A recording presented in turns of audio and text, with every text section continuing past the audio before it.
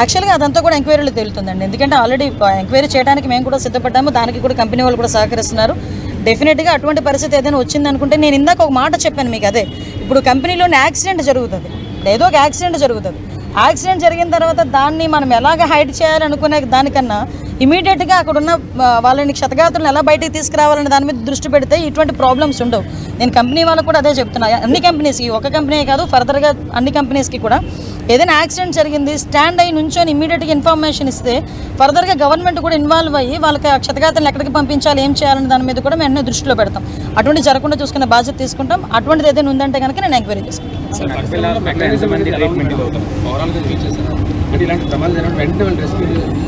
యాక్చువల్గా వీళ్ళ దగ్గర ఫైర్ దగ్గర నుంచి ఎవ్రీథింగ్ రెస్క్యూ ఆపరేషన్స్ ఉండాలండి. ఈవెన్ దో ఇటువంటి కెమికల్ ఫ్యాక్టరీస్లో కెమికల్ ఎక్కడైనా మనకి లీక్ అయిన తర్వాత కెమికల్ లీక్ దాన్ని న్యూట్రలైజ్ చేయడానికి కూడా వాళ్ళ దగ్గర ఎక్విప్మెంట్ అంతా ఉండాలి.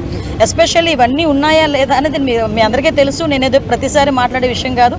లాస్ట్ 5 సంవత్సరాలు గాలికి వదిలేశారు. మళ్ళీ మేము స్ట్రీమ్ లైన్ చేయడానికి మొదలు పెడుతున్న ఆ క్రమంలో భాగంగానే లాస్ట్ టైం మీరు అబ్జర్వ్ చేసిన ఎసెన్షియా కంపెనీ అయిన తర్వాత కూడా ఇమీడియట్గా ఒక మీటింగ్ ఏర్పాటు చేసుకుని కెమికల్ ఫ్యాక్టరీస్ అందరితోని కూడా మొత్తం ఆల్ ఎమ్మెల్యేస్, మినిస్టర్, అదేవిధంగా కలెక్టర్ అందరితో కూడా మీటింగ్ ఏర్పాటు చేసుకొని ప్రతి ఒక్కరు కూడా ప్రికాషనరీగా ఎక్విప్మెంట్ కానీ ప్రికాషనరీ సూట్స్ కానీ ఎవ్రీథింగ్ ఉండాలి అని చెప్పేసి మేము ఆ రోజు వాళ్ళకి ఇన్ఫర్మేషన్ ఇచ్చాము, ఇన్స్ట్రక్షన్ కూడా చేసాం.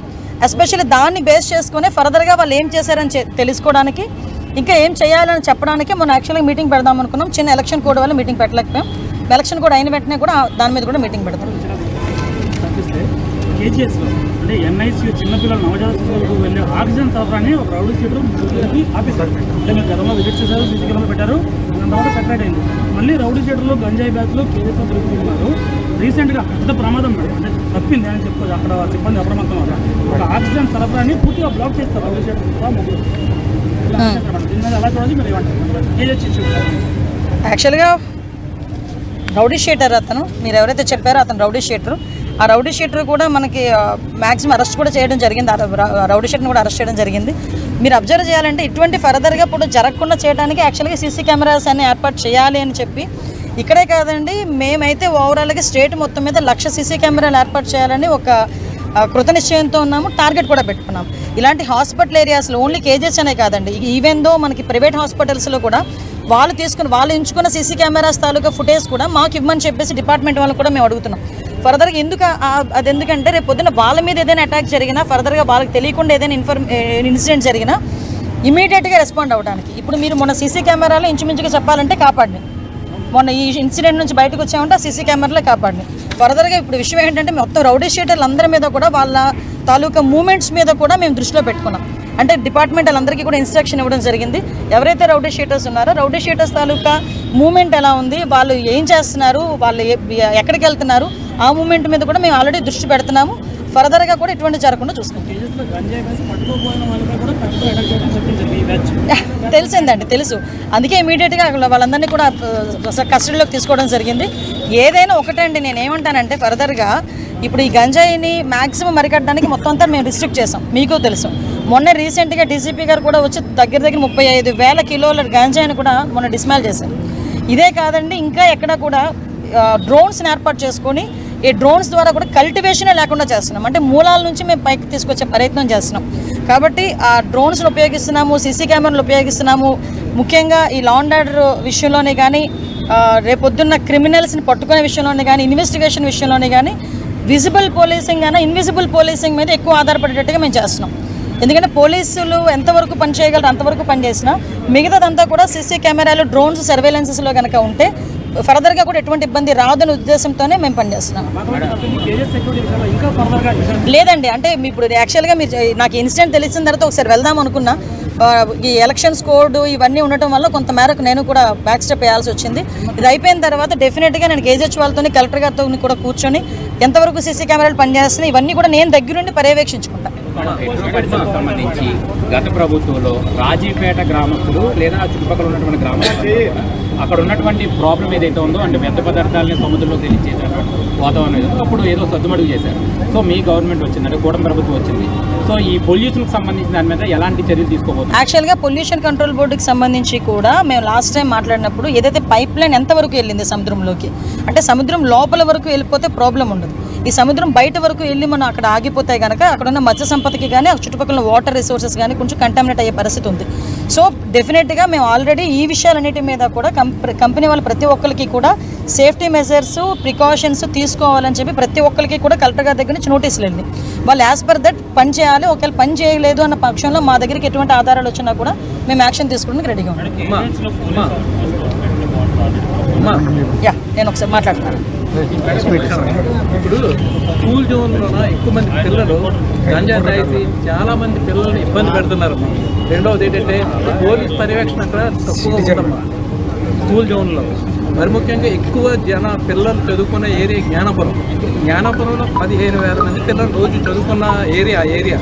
ఆ ఏరియాలో సాయంత్రం స్కూల్ విడిచినప్పుడు స్కూల్ మొదలుపెట్టినప్పుడు పిల్లలు విచ్చలవిడిగా తిరిగి వాళ్ళ ఇష్టం వచ్చినట్టు ప్రవర్తించడం, పిల్లలు ఇబ్బంది పెట్టడం, తప్పుగా మాట్లాడటం, ఆ విధంగా చేయడం జరుగుతుంది. దానికి కొంచెం మీరు ఏమైనా తప్పకుండా మీరు యాజ్ ఎ సిటిజన్గా మీరు ఇచ్చిన సలహాను నేను తీసుకుంటాను. మీ సూచన నేను క్లియర్గా పాటిస్తాను. సిపి గారు కూడా ఇన్స్ట్రక్షన్ ఇస్తాను. సపరేట్ పెట్రోలింగ్ కూడా అక్కడ ఏర్పాటు చేయమని చెప్తానండి. స్కూల్ వెళ్ళే టైంలో కానీ అయిపోయిన తర్వాత కూడా మీరు అన్నట్టు జ్ఞానాపురం అటువైపు ఏరియాలో కొంచెం ఆ ఏరియా కూడా కొంచెం ఇబ్బందికరమైన ఏరియానే. డెఫినెట్గా అక్కడ ఆడపిల్లలకి కానీ అక్కడ పిల్లలకి కానీ ఎటువంటి ఇబ్బంది లేకుండా చూసుకుంటాం. ముఖ్యంగా స్కూల్లోని గంజా ఆ విషయం ఒక్కొక్కసారి చెప్పాలంటేనే కూడా చాలా బాధ అనిపించే పరిస్థితి. మేము చాలా సందర్భాల్లో చెప్పాం స్కూల్స్ వరకు వెళ్ళిపోయింది గాంజా అన్నదని. ఆ గాంజాని ఎలాగ రిస్ట్రిక్ట్ చేయాలి, గాంజాని ఎలా అరికట్టాలనే దాని మీద మేము స్పెషల్గా టాస్క్ ఫోర్స్ అనేది కూడా ఏర్పాటు చేసామండి. మీకు కూడా తెలుసు ఈగల్ అని ఒక టాస్క్ ఫోర్స్ని కూడా ఏర్పాటు చేసుకున్నాము. సపరేట్గా దానికంటూ సపరేట్గా ఒక ఫైనాన్షియల్ వాటికి కూడా సపరేట్గా పెట్టుకొని వాటి ద్వారా మూలాలతో పాటు పీడీ యాక్ట్ కూడా పెట్టామండి. ఈరోజు గాంజా ఎవరైనా తీసుకున్నట్టుగా కానీ సరఫరా చేసినట్టుగా కానీ మా దృష్టికి వస్తే వాళ్ళని ఈజీగా వదిలిపెట్టే పరిస్థితి కాదు. ఏదో కేసు కట్టేసి జైలుకి పంపించి బెయిల్ మీద వచ్చే పరిస్థితి కాదు. వన్స్ గాంజా కేసులో కనుక పట్టుబడితే పీడీ యాక్ట్ పెడుతున్నాం. అది ఎవరైనా ఓకే. మీకు ఇంకో విషయం, నేషనల్ క్రైమ్ రిపోర్ట్స్, నేషనల్ ఈ నార్కోటిక్ సెల్ ప్రకారం కూడా మనం చూసుకుంటే ఫర్దర్గా పాస్పోర్ట్లు కూడా సీజ్ అయిపోయే పరిస్థితి ఉందండి. వాళ్ళకి తెలియట్లేదు. ఇప్పుడు చాలామంది గాంజా సరఫరా ఏదో డబ్బుల గురించి చేస్తున్నారు కానీ గాంజా సరఫరా చేస్తే వాళ్ళ తాలూకా పాస్పోర్ట్లు కూడా సీజ్ అయిపోతాయి దొరికితే అన్న సంగతి కూడా చాలామంది తెలియక విద్యార్థులు వాళ్ళ భవిష్యత్తు పాడు చేసుకుంటున్నారు. కాబట్టి వీటన్నిటి మీద కూడా పబ్లిక్గా మీరు కూడా సిటిజన్స్గా మేము అందరం కలిపి ఒక అవేర్నెస్ క్యాంప్స్ కూడా క్రియేట్ చేద్దాము. డెఫినెట్గా కూడా మంచి రిజల్ట్ వస్తుంది. Thank you. సెంట్రల్ జైలుకి సందర్శించారు. ఇక్కడ చాలామంది గిరిజన యువత ఎవరికి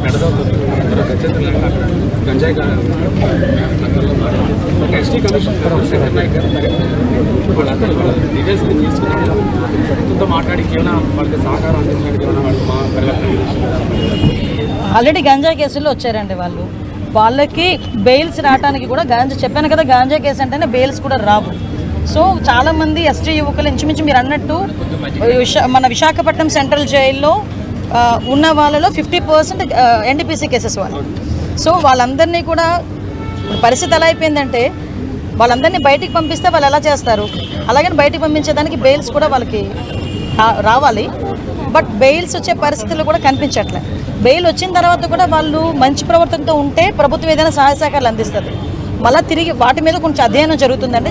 మేము కూడా ఒకసారి దాని మీద కూడా కొంచెం ఎంక్వైరీ వేసుకుంటున్నాము. దాని ప్రకారంగా చేస్తాము. ఆల్రెడీ సీసీ కెమెరాస్ పెట్టారండి. జైల్లో ఆల్రెడీ సీసీ కెమెరాస్ పెట్టారు, ఇంకా ఇన్స్టాల్ చేస్తున్నారు. మొత్తం మేము 100 సీసీ కెమెరాలు ఆ రోజు మీకు మాట ఇచ్చాం, 100 కూడా ఇన్స్టాల్ చేస్తారు. కేసు ఎంక్వైరీ అవుతుంది. కొన్ని మీరు నన్ను అడగకూడదు, నేను చెప్పకూడదు పబ్లిక్.